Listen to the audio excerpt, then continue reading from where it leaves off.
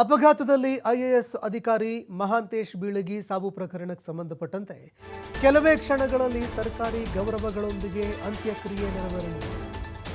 ಅವರ ಹುಟ್ಟೂರಾಗಿರುವಂತಹ ರಾಮದುರ್ಗದ ಹಲಗತ್ತಿ ಫಾರ್ಮ್ನಲ್ಲಿ ಅಂತ್ಯಕ್ರಿಯೆ ನೆರವೇರಿಸಲಾಗುತ್ತೆ. ರಾಜ್ಯ ಖನಿಜ ನಿಗಮದ ವ್ಯವಸ್ಥಾಪಕ ನಿರ್ದೇಶಕರು ಕೂಡ ಆಗಿದ್ದರು ಮಹಾಂತೇಶ್ ಬೀಳಗಿಯವರು. ನಿನ್ನೆ ರಸ್ತೆ ಅಪಘಾತದಲ್ಲಿ ಸಾವನ್ನಪ್ಪಿದ್ರು ಮಹಾಂತೇಶ್ ಬೀಳಗಿ. ಕೇವಲ ಒಬ್ಬ ಐಎಎಸ್ ಅಧಿಕಾರಿ ಮಾತ್ರ ಆಗಿರದೆ ಸಾಮಾಜಿಕ ಕಾರ್ಯಗಳಲ್ಲೂ ಕೂಡ ತಮ್ಮನ್ನು ತಾವು ತೊಡಗಿಸಿಕೊಂಡಿದ್ದರು.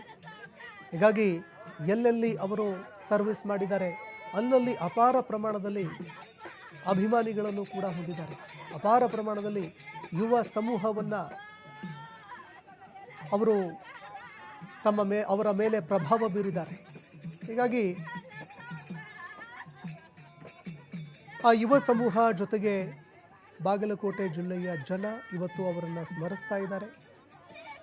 ಅಪಘಾತ ಪ್ರಕರಣದಲ್ಲಿ ಮಹಾಂತೇಶ್ ಬೀಳಗಿಯವರು ಸಾವನ್ನಪ್ಪಿದ್ರು. ಇದೀಗ ಅವರ ಹುಟ್ಟೂರಾಗಿರುವಂತಹ ರಾಮದುರ್ಗದ ಹಲಗತ್ತಿ ಫಾರಂನಲ್ಲಿ ಅಂತ್ಯಕ್ರಿಯೆ ಮಾಡಲಾಗ್ತಾ ಇದೆ. ದೃಶ್ಯಾವಳಿಯಲ್ಲಿ ನೋಡ್ತಾ ಇದ್ದೀರಿ. ರಾಜ್ಯ ಖನಿಜ ನಿಗಮದ ವ್ಯವಸ್ಥಾಪಕ ನಿರ್ದೇಶಕರಾಗಿದ್ದರು.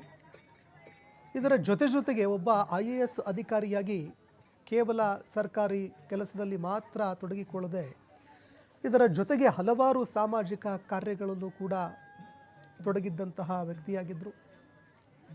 ಸಾಮಾಜಿಕವಾಗಿಯೂ ಕೂಡ ತಮ್ಮನ್ನು ತಾವು ಗುರುತಿಸಿಕೊಂಡಿದ್ದರು.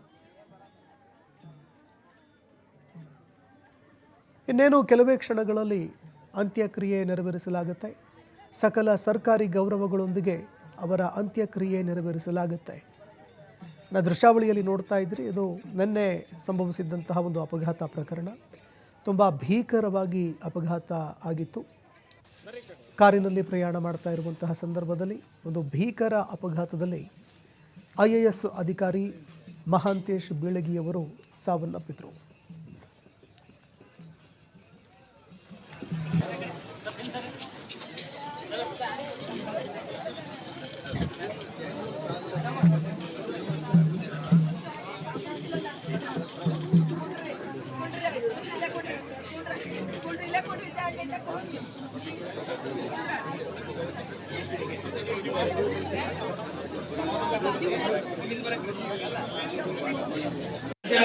ನೀವೆಲ್ಲ ಏನೇನು